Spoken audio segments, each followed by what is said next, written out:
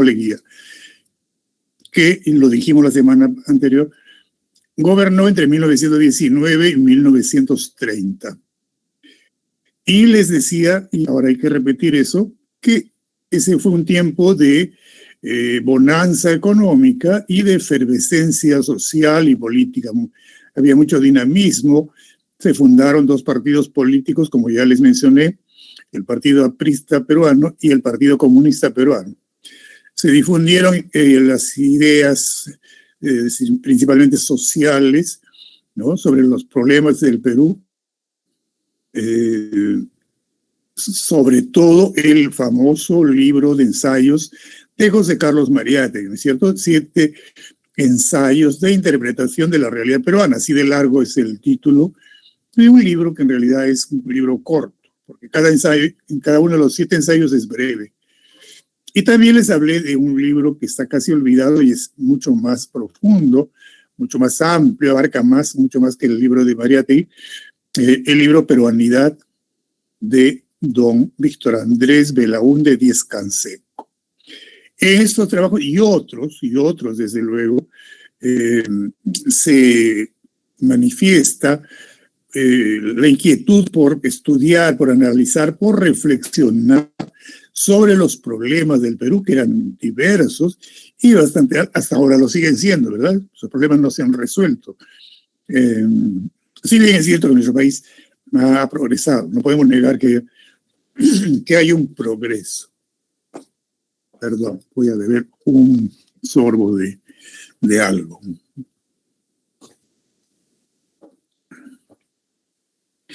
De igual forma, se inicia la difusión de lo que nos interesa, de lo que es tema de nuestra clase de hoy, del indigenismo. Se comienza a hablar de indigenismo y se difunde lo concerniente a este fenómeno llamado así el indigenismo, que no es otra cosa que el estudio de todo un quehacer andino, todo lo relativo a la cultura, al idioma, desde luego, al modo de vida, a los problemas de la población andina.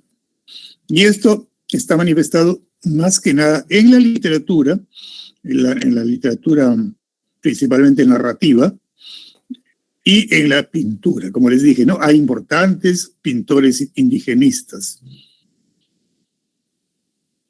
Prefiero no mencionar porque podría equivocarme, pero hay algunos pintores importantes, peruanos, desde luego. Como dicen en el cuadernillo que tienen ustedes, todos estos eventos se articulan en torno, estoy leyendo, se articulan en torno al problema de la identidad nacional. Y claro, los estudiosos se preguntan, ¿qué es el Perú? Debemos empezar por definir qué es el Perú, una nación nueva, ¿no es cierto?, que acababa de cumplir el primer centenario y no había resuelto sus problemas. Los intelectuales se preguntan entonces, eso está en el texto del cuadernillo, ¿qué es el Perú? ¿Cuál es la raíz de nuestra identidad nacional? En este periodo histórico se desarrollan en nuestra patria, en nuestro país, el vanguardismo, ya hemos hablado del vanguardismo en la clase anterior, Vallejo y otros poetas, y también el indigenismo, de lo que vamos a hablar ahora. Lo tenemos acá, graficado.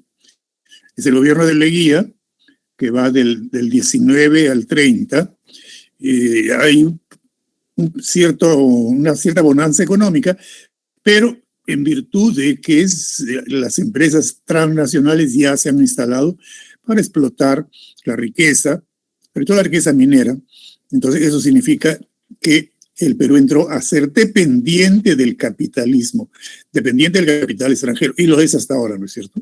Sigue siendo dependiente del gran capital transnacional. Hay una política populista llevada a cabo por Leguía, por don Augusto Bernardino Leguía. Como había dinero, pues entonces para que la población lo siguiera apoyando, invertía en obras que pudieran contentar a la población, al pueblo, como dice el caballero que tenemos ahora como presidente de la República. Mucho le gusta usar la palabra pueblo, ¿no es cierto? Y populismo viene de pueblo. Sobre todo la clase media, como dice acá, y la clase baja. Clase media y clase baja necesita que le hagan obritas, que le pavimenten, que pongan el agua y el desagüe. Y entonces con eso se le compra al pueblo el populismo. Hay una efervescencia popular, formación de partidos políticos, cosa que he mencionado, la difusión de las ciencias sociales, la obra 7 ensayos de interpretación de la realidad peruana de Mariátegui y la obra Peruanidad de Víctor Andrés Belaúnde Díez Canseco. Y se reflexiona, ¿no es cierto?, en torno a la identidad. ¿Qué es el Perú? Es la pregunta crucial. Bueno, acá tienen ustedes los retratos de Mariátegui y de Víctor Raúl Haya de la Torre, el fundador del Partido Aprista, y este es el logo, el emblema. Tienen acá también el retrato de don Augusto Bernardino Leguía, que fue inicialmente dictador, empezó como dictadura su gobierno, luego se hizo elegir democráticamente, de tal manera que su gobierno fue largo. Bien. Los antecedentes del indigenismo.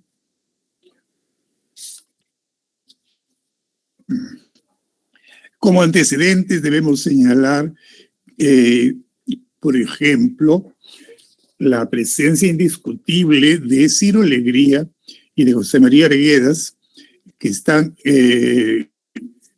son protagonistas de una larga tradición que viene de los antecedentes. Y ustedes deben recordar, hemos hablado de los autores que ya aportaban inquietud, preocupación por el indigenismo. Ellos son don Manuel González Prada, ¿no es cierto?, quien publicó sus ensayos desde 1904, y él afirmaba que el indio, eso está en el discurso del Politeama, que lo leímos, o leímos un fragmento por lo menos. Él dice textualmente, el indio se redimirá merced a su esfuerzo propio, no a la humanización de sus opresores. Y es decir, ¿a qué se refiere? Acá, fin de cita, se refiere a que hay que educar, ¿no? Démosle educación, enseñarle por lo menos a escribir, y a leer y a escribir, él decía, ¿no? Y veremos cómo se levanta la condición de peruano. Y entonces, y sigue más el discurso del Politeama, y entonces dice, y solo entonces podemos ir al sur contra el invasor y recuperar las provincias de Tacna, Arica y Tarapacá.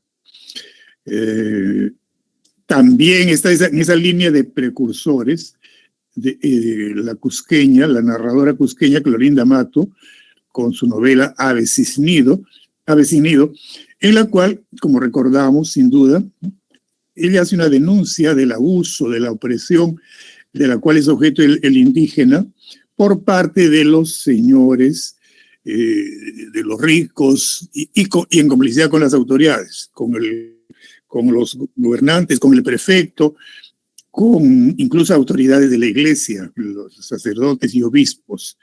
Parecen personajes de estas instituciones protagonizando ese abuso, esa opresión por la cual ella hace el reclamo, la denuncia. Hay una visión paternalista, dijimos, sobre todo en Clorinda Mato, ¿no es cierto?, cristiana, ¿no?, con una especie de caridad cristiana.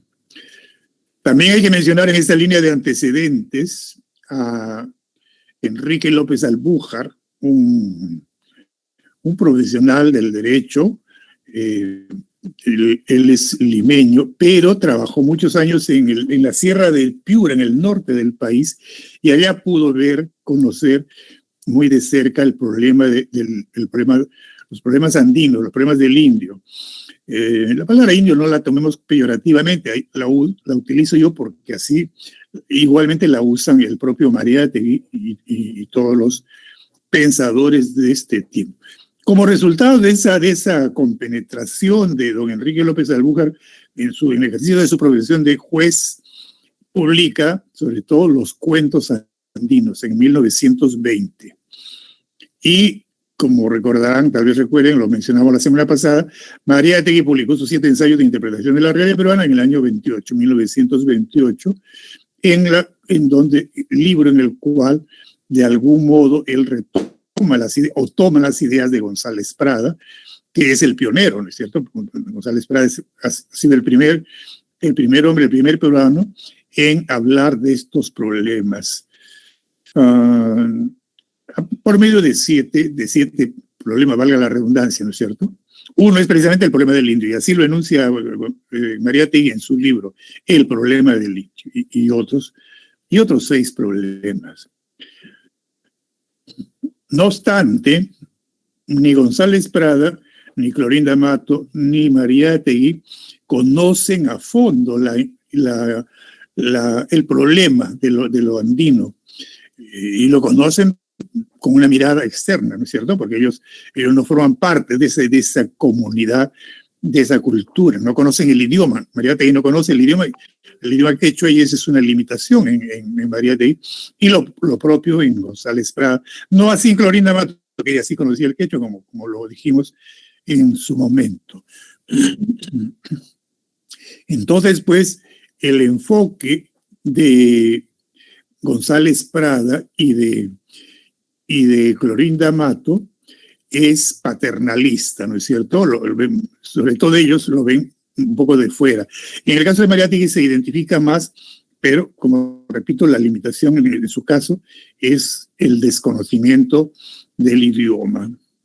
Conoce el quechua, y en la época en que le tocó vivir había pocas recopilaciones en castellano, no había mucho. Ahora sí hay bastante material, pero en su momento no lo había. Esto no se da en los 2 autores que vamos a ver ahora, en Ciro Alegría y en José María Arguedas, que sí ven el problema desde dentro. Ellos han vivido como parte, no son indios, no son indígenas, ninguno de los dos, pero conocen desde dentro el problema de los peruanos andinos. Entonces, ellos, sí, en sentido estricto, son indigenistas. Ciro Alegría en el norte, y acá ya entramos a la regionalización del problema, y José María Arguedas en el sur. La Sierra Sur, Arguedas; la Sierra Norte, Ciro Alegría. Conocen entonces, como digo, muy a fondo la problemática del hombre, del peruano andino. Ambos son entonces los representantes más auténticos del indigenismo en la literatura peruana. Ciro Alegría en 3 novelas, no solamente el Mundo de Sancho y Ajeno, también Los Perros Hambrientos y la Serpiente de Oro, 2 novelas más cortas. El Mundo de Sancho y Ajeno es una novela monumental, extensa. Las otras 2 son novelas relativamente cortas.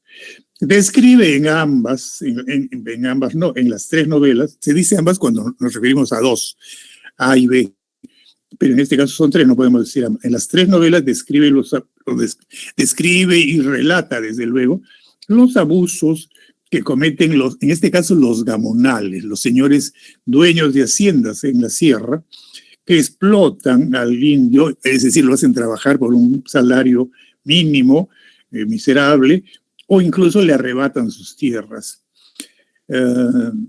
Entonces, pues, Ciro Alegría y Arguedas expresan de una manera mucho más vívida esta situación, ¿no? Esta situación del indio, y además es motivo para que den a conocer la cultura, el idioma, la música. Hay toda una riqueza cultural en el peruano andino. Bien, dicho esto, entremos a... Perdón, disculpe que no pasé a tiempo la diapositiva, los antecedentes. González Prada, en el libro de ensayo, Páginas Libres, Horas de Lucha, etc. Y Clorinda Amato, su novela Ave sin nido. López Albújar, en sus Cuentos Andinos, publicados en el año 20, y Mariátegui en los 7 ensayos de interpretación de la realidad peruana.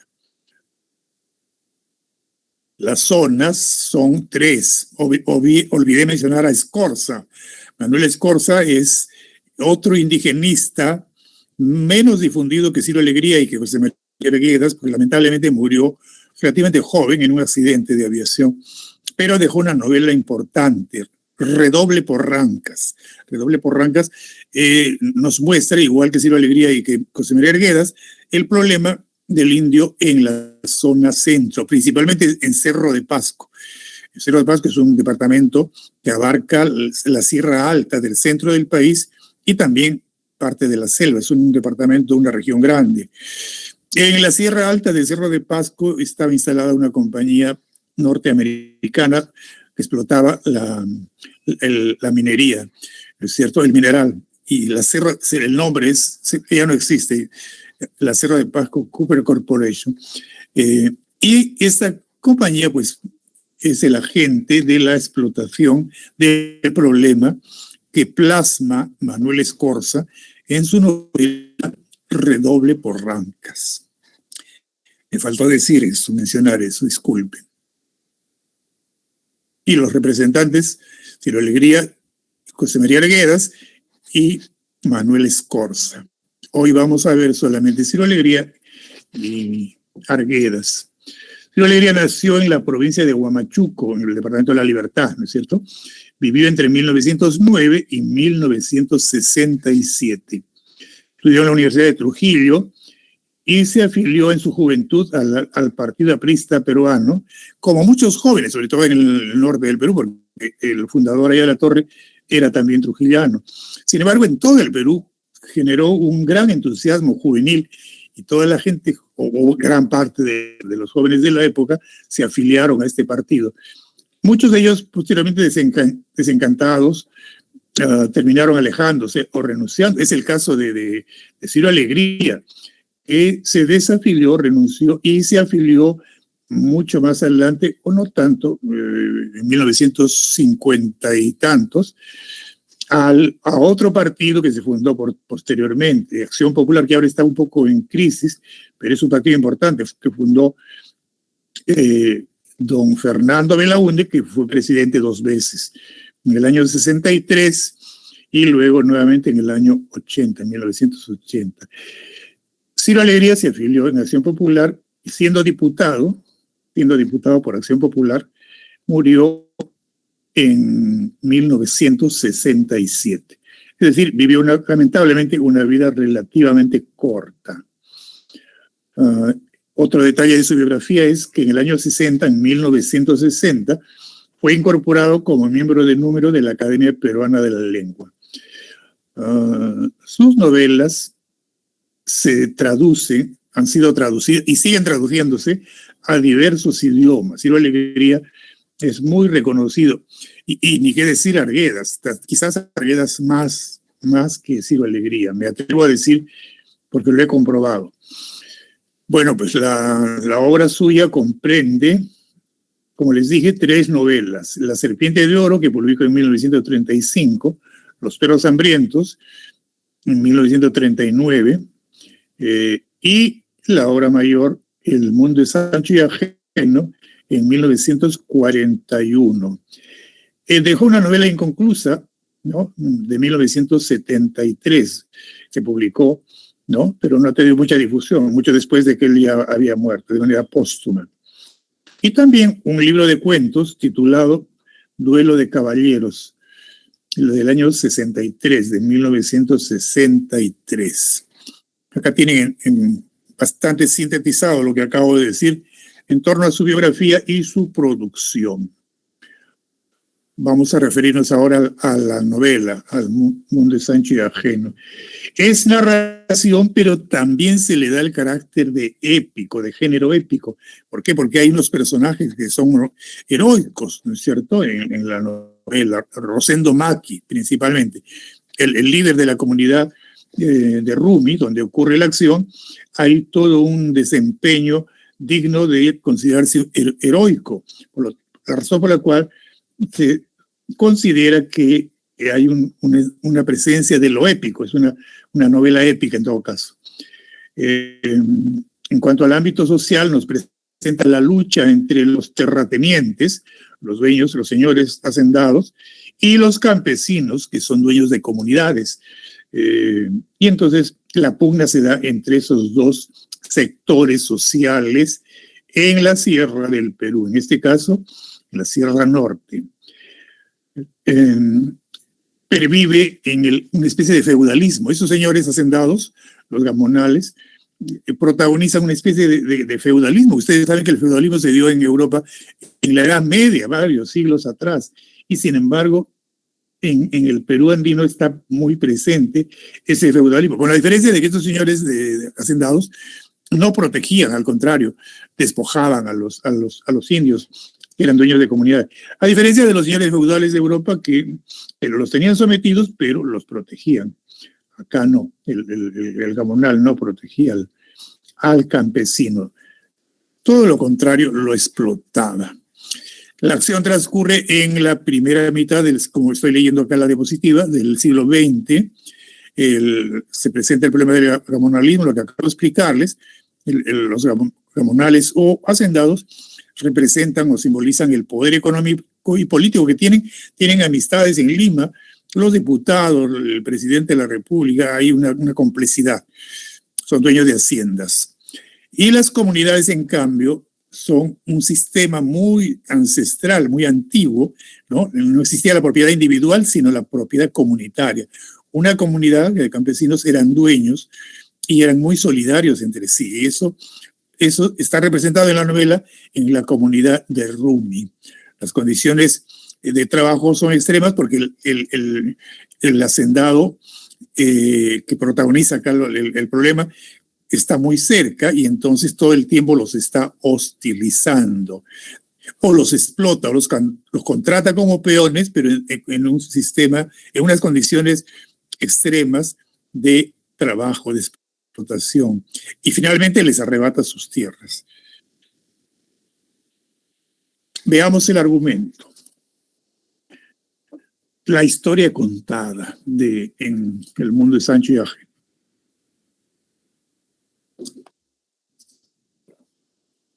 La comunidad de Rumi vive de manera apacible y pacífica, y su alcalde, Rosendo Maqui, es un indio ya mayor, bastante mayor, es un hombre muy sabio, muy bondadoso y prudente, ¿no? No es belicoso, es prudente. Él lucha contra el hacendado de la hacienda Humay, porque cuyo dueño es don Álvaro Amenábar, porque no le queda otro remedio, porque Álvaro Amenábar es el que hostiliza y arrebata finalmente las tierras de Rumi. Pero por él no hubiera protagonizado esa lucha, me refiero a Rosendo Maqui. A la inversa, don Álvaro Amenábar y Roldán es el gamonal, el dueño de la hacienda Humay, y tiene el propósito de arrebatarle sus tierras con pretextos, ¿no? Y para ello los va hostilizando progresivamente. Bismarck Ruiz es contratado para organizar, es un abogado que es honesto, que está al servicio de don Álvaro Amenábar, pero que también los engaña a los comuneros, les dice que va a ejercer su defensa y en realidad les está mintiendo. El juez falla, obviamente, como era de suponerse, a favor de Amenábar, del dueño de la hacienda Humay, y la mayor parte de los comuneros tienen que emigrar a una región cercana llamada Yanañahui. Yanañahui es una palabra quechua, pero es una zona fría y pedregosa. La tierra es poco propicia para el cultivo. Sin embargo, trabajan y habilitan esas tierras pobres y logran cultivar algo cuando se instalan allá, porque no, los despojan, los echan de sus tierras y se instalan ahí. Otros parten a otros pueblos, pero los que se quedan se instalan en este lugar, en Yanañahui, como digo, y hacen producir la tierra con dificultad. Repito, otros se fueron lejos a probar suerte, a trabajar en minas o en haciendas lejanas. Los comuneros intentan presentar un recurso o apelación, para lo cual envían un expediente a Lima. Sin embargo, asaltan el correo y aparece en manos del hacendado, ¿no? ¿Cómo así aparece el expediente en manos de don Álvaro Amenábar? Es que todos los funcionarios estaban de su lado. Esa es la explicación. Y él echa al fuego, hizo desaparecer toda la documentación del expediente que estaban enviando a Lima en apelación los comuneros. Rosendo Maki es encarcelado injustamente con pretextos, ¿no? En todo caso por el intento perfectamente justo de reclamar, de querer recuperar sus tierras. Participa un personaje llamado El Fiero Vázquez, pero se pone de lado, como es un ladrón de ganado, es un forajido, pero se pone del lado de los comuneros. Finalmente de poco sirve sirve en todo caso para que lo vinculen con él por la amistad que los une y lo acusan de falsedades a Rosendo y de esa manera lo encarcelan. Y en cierta manera lo matan, bueno, porque lo torturan también, ¿no? Y muere finalmente Rosendo. Entonces, alguien tiene que asumir el liderazgo. Y este es el joven Benito Castro, que vuelve de haber estado trabajando fuera en otros pueblos del Perú y vuelve y toma el liderazgo de los comuneros. Se prepara, ¿no? Se instalan como ya les dije, en Yanañahui, con él a la cabeza, con Benito Castro a la cabeza, es que logran hacer producir un poco esas tierras poco propicias para la agricultura de este lugar llamado Yanañahui. Pero además él es el nuevo alcalde, Benito Castro, como joven que es más impulsivo, a diferencia de Rosendo, y elabora un plan para enfrentar a don Álvaro Amenábar en un nuevo intento de recuperar sus tierras. Se enfrentan efectivamente, pero incluso la policía está del lado de Amenábar y fracasa. El intento de Benito Castro fracasa indefectiblemente. Son derrotados y la comunidad aniquilada. La comunidad de Rumi es aniquilada. Esas tierras pasan a poder de don Álvaro Amenábar. Una integrante de la comunidad, la bruja una vidente, si quieren, para no llamarle bruja, Nasha Suro, había pronosticado que algo así ocurriría y se cumple. Hay algo de magia acá, ¿no es cierto? Algo de lo real maravilloso está presente en la historia contada de El mundo es ancho y ajeno. ¿Cuál es el tema? Desde luego, acá está el argumento tal como se presentaba más o menos, ¿no es cierto? No sé si le quieren tomar foto, pueden hacer. En la primera parte es el liderazgo de Rosendo Maki, del anciano líder, y en la segunda parte, el final, Benito Castro, el joven Benito Castro. El tema, desde luego, es la lucha por la tierra. Y otros temas, la comunidad como espacio de fraternidad, ¿no? Allá reinaba una vida feliz, apacible, fraterna, muy fraterna.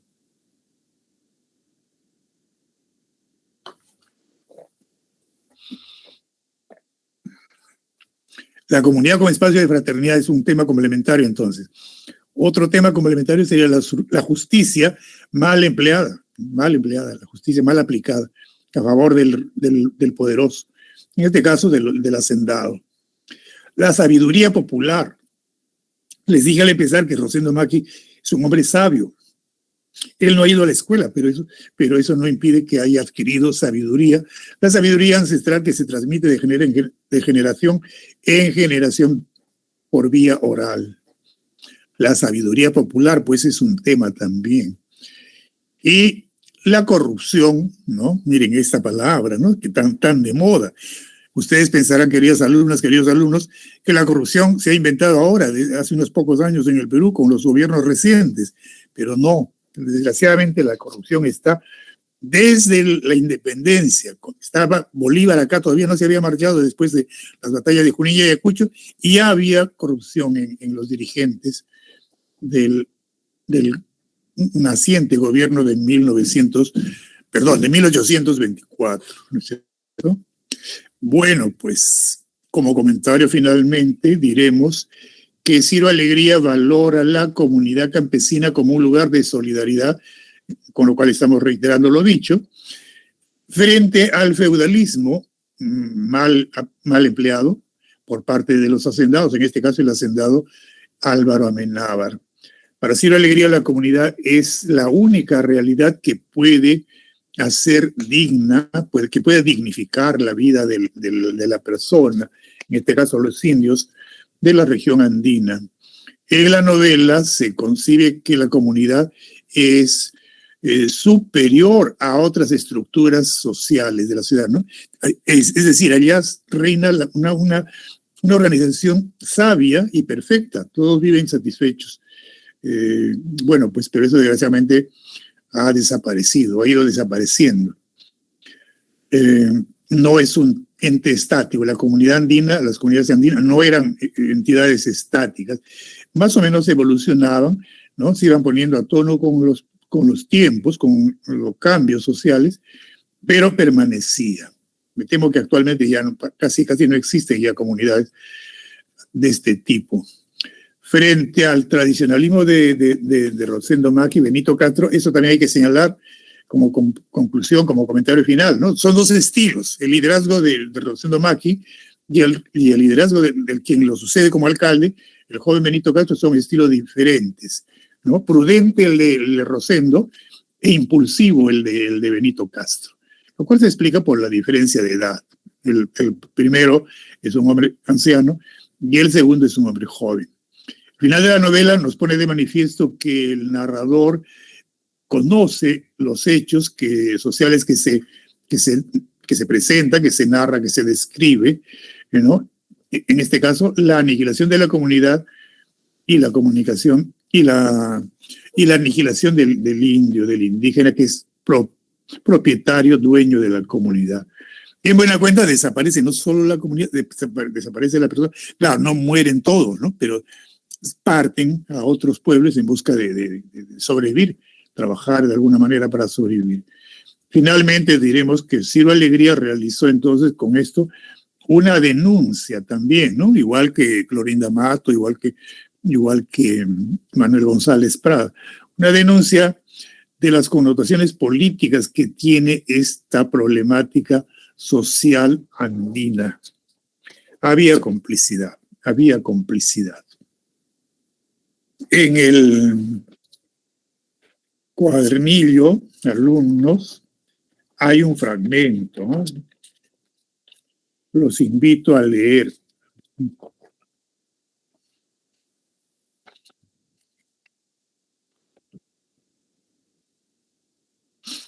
No, perdón, no está en el cuadernillo, pero sí está en el libro. Yo les he hablado varias veces del libro. Cuando tenga oportunidad, ahora que ya la universidad está funcionando, ya se puede ir a la universidad, vayan y pregunten y adquieran el libro, no cuesta mucho. Hay un fragmento. Temo que no podremos leerlo todo, pero sí este fragmento es ya la parte final de la novela. Leo entonces unas líneas, por lo menos. Benito Castro salía de su casa seguido de los regidores. Ya se constituyó como alcalde, como nuevo alcalde. Ya había muerto Rosendo Macchi. Benito Castro salía de su casa seguido de los regidores. El nuevo alcalde era hijo de Pedro Maita, llamado Encarnación. El alcalde y sus acompañantes montaron a caballo. Todos cargaban fusil. Y Benito tenía cananas sobre los costados, es decir, iban armados. También cabalgaron Doroteo Quispe, Porfirio Medrano y 10 más. Los potros se movían con nerviosidad, excitados por la masa pululante. Había mucha gente acompañándolos o a la expectativa. Benito pidió atención con una seña de la mano y templando las riendas para mantener quieto al caballo. Dijo, estas palabras son del discurso de Benito Castro: comuneros, según lo resuelto por la Asamblea, ha llegado la hora de defendernos. Sabemos que en Humay se están concentrando los caporales y guardias civiles. Vendrán hoy en la noche o mañana más tardar. Yo solo tengo que pedirles un esfuerzo grande en este momento. la ley nos ha sido contraria y con un fallo se nos quiere aventar a la esclavitud, a la misma muerte. Miren la palabra que emplea, ¿no? Se nos quiere aventar. ¿Qué cosa es aventar? No sé si conocen la palabra, estimados alumnos. Aventar es expulsar, lanzar, ¿no? Se nos quiere, como si fuéramos objetos, se nos quiere aventar a la esclavitud y a la misma muerte. Es parte del discurso inflamado, ¿no? Enérgico, fuerte, violento del joven alcalde Benito Castro. Lean cuando puedan. Vamos a ver si nos quedan. Temo que no, porque ahora tenemos que entrar a José María Arguedas. Pero si nos quedan unos minutos, volvemos a la lectura de este fragmento. José María Arguedas vivió entre 1911 y 1969. Nació en Andahuaylas, es decir, en la Sierra Sur, como Ciro Alegría, que nació en Huamachuco, que es un pueblo de la Sierra Norte. Arguedas nació en Andahuaylas, es una provincia del departamento de Apurímac. Fue profesional él escribió, claro, se dedicó a la escritura literaria, pero era profesional de la antropología, si no me equivoco, de tal manera que ejerció la docencia universitaria. Fue profesor en la Universidad Agraria de La Molina. Y también se dedicó a la investigación de la cultura andina. Aprendió el quechua, la lengua del runasimi, desde su niñez. Por circunstancias familiares, tuvo la oportunidad de aprender, de manera que casi no, totalmente bilingüe. Por igual, son lenguas maternas para él, el quechua y el castellano. Y tradujo de esa manera al castellano mitos y leyendas que fueron producto de su trabajo de investigador. También fue poeta en quechua, escribió y publicó poesía en quechua y narración en español, en lengua castellana. Es decir, la investigación y la cátedra universitaria que ejerció primero en San Marcos y después en La Molina, la Universidad Agraria de La Molina, fueron actividades complementarias. Murió, como ven ustedes, también de forma casi prematura, producto del suicidio. Se suicidó, se disparó. No sabemos, nunca se sabrá qué problemas psicológicos sufría y lo cual le hizo optar por el suicidio. Muy lamentable. La obra suya comprende cuentos, ¿no? Un libro de cuentos de 1935, Agua, titulado Agua. La agonía de Razuñiti, de 1962. El sueño del Pongo, de 1965. Amor Mundo, es un libro hermoso, de cuentos hermosos realmente. No tengo el año, pero es algo posterior al 65. Un libro muy, muy importante de cuentos. Amor Mundo se llama. Y en cuanto a las novelas, Yaguar Fiesta, publicada en 1941, Diamantes y Pedernales en 1954. Los Ríos Profundos, que es la principal, en 1958. Todas estas tienen que ver con la sierra, con la sociedad andina del Perú. Yaguar Fiesta, Diamantes y Pedernales, Los Ríos Profundos. Pero la novela que publicó a continuación, en 1961, el sexto, no tiene que ver con el tema andino, sino más bien con el tema carcelario. Él tuvo la desgracia de experimentar un encierro breve, un encarcelamiento breve, en una cárcel que existía en Lima, se llamaba así, el Sexto, donde actualmente queda el centro cívico, donde hay un hotel grande, no me acuerdo el nombre, en el centro de Lima, donde empieza la avenida Paseo de la República. Todo eso era una enorme prisión, el Sexto, y allá los presidiarios vivían en unas condiciones infrahumanas. Sobre ese problema versa la novela El Sexto, de 1961. Posteriormente publica otra novela sobre la problemática andina, titulada Toda la sangre. Es una novela extensa también, más extensa que que los ríos profundos. Y finalmente una novela titulada El zorro de arriba y el zorro de abajo, que se publicó después de su muerte, de manera póstuma, que ya la dejó concluida, y trata sobre la costa, el trabajo de la pesca en la costa norte, ¿cómo se llama este pueblo pesquero del norte? Se llama Chancay, no, más al norte, a ver, enseguida me acuerdo. Bueno, entonces tiene dos novelas que no tratan sobre la problemática andina, sino de la costa. Una sobre Lima, el sexto, y esta, El zorro de arriba, el zorro de abajo, sobre cómo los pescadores ganan mucho dinero, pero no saben aprovechar, no saben utilizar esa bonanza, esa bonanza que era producto del trabajo de la pesca y de la industrialización de la pesca. Ese es el tema en el zorro de arriba y el zorro de abajo. Bueno, pues, vamos al argumento de los ríos profundos. Hay que ir mirando la hora siempre. Ernesto es el niño narrador, ¿no? El protagonista, y se supone que es autobiográfico, ¿eh? Ernesto vendría a ser Arguedas niño. Es huérfano de madre, su padre se casa con una señora que lo trata mal, ¿no? Y quizás por ese motivo su padre opta por dejarlo interno, estudiando en un colegio que era dirigido por sacerdotes en la ciudad de Abancay.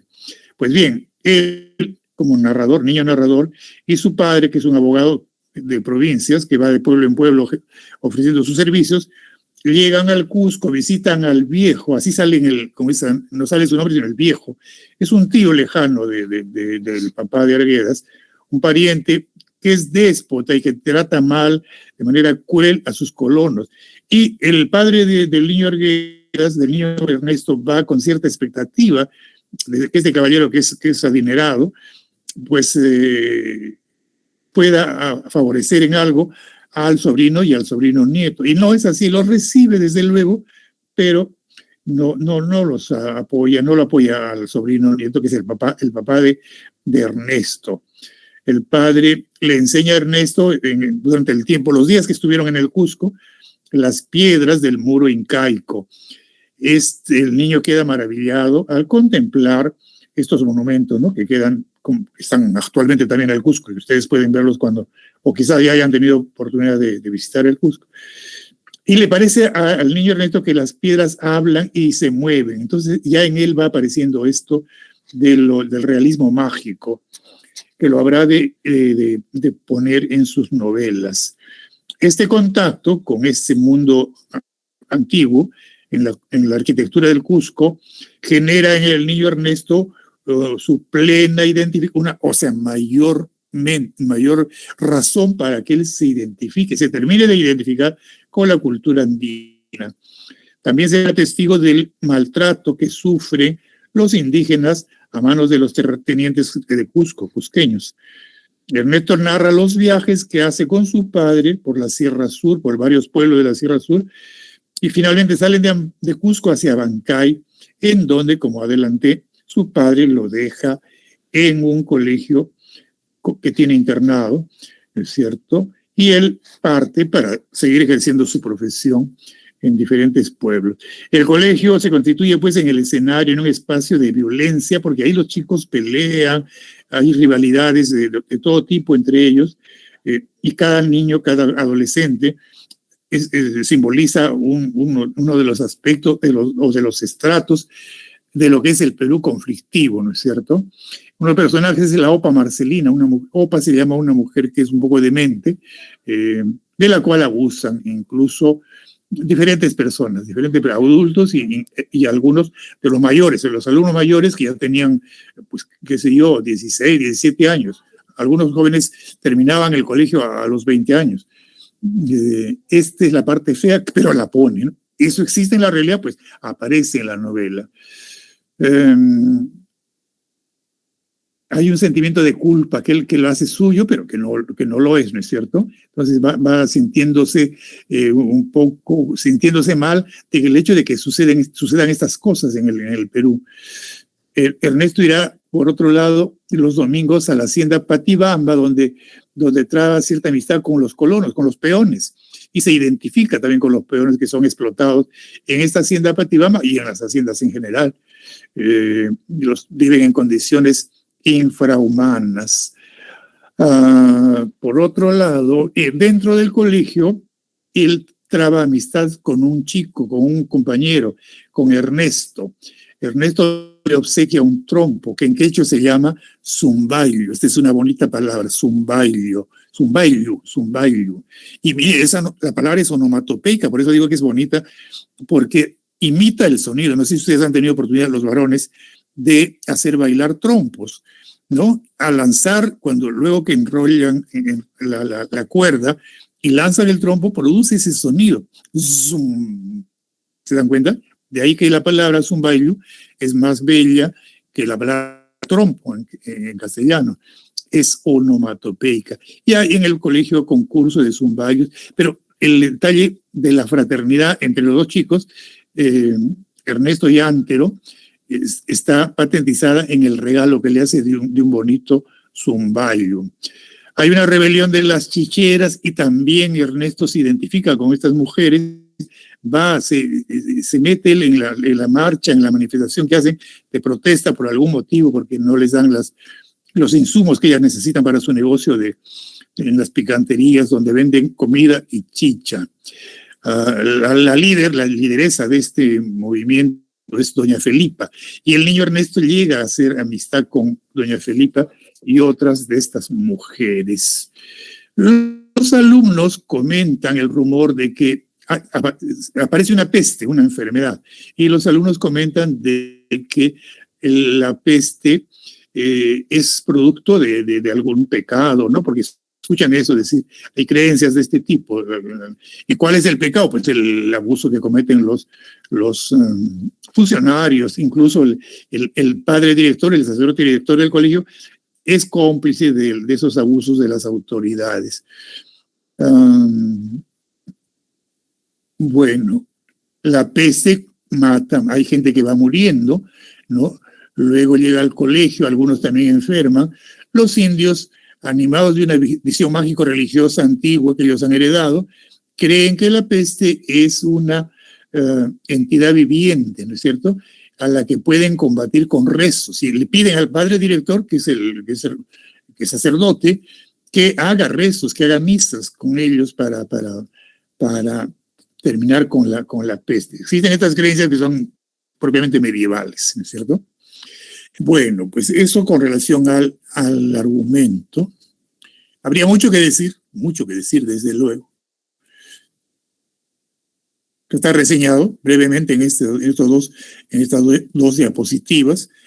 Por si quieren tomarle foto, pueden hacerlo.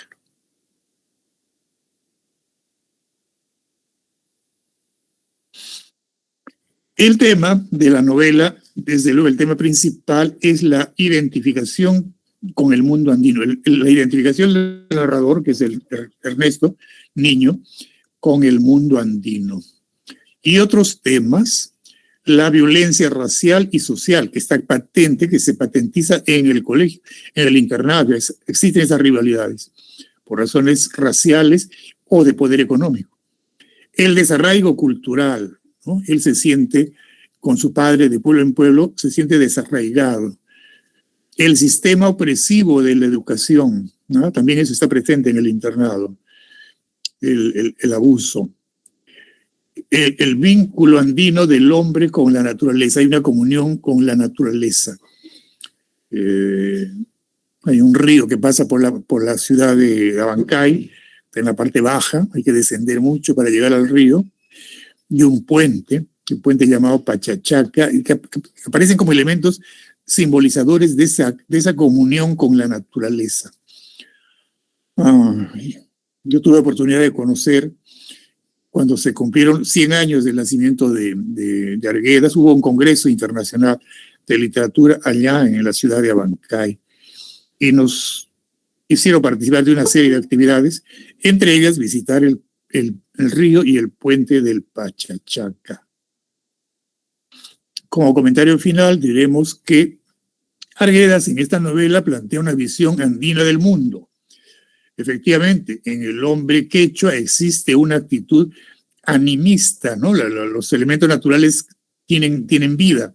Y de esa manera los ríos profundos actualiza un proyecto de cambio social por medio de elementos culturales propios del mundo andino.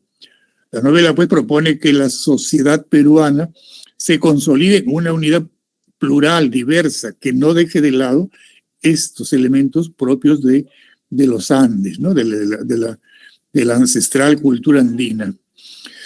La obra está escrita con un lenguaje muy lírico, muy poético. Arguedas era poeta, además de narrador, y se constituye como una de las mejores novelas hispanoamericanas del siglo XX.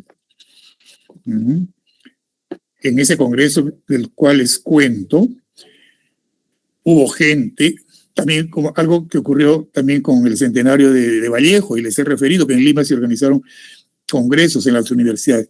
En el centenario de Arguedas vino gente de todo el mundo, de varios lugares del mundo, a Abancay. Eso es todo. Tomen nota, por favor, de sus respuestas. 1B de bondad, 2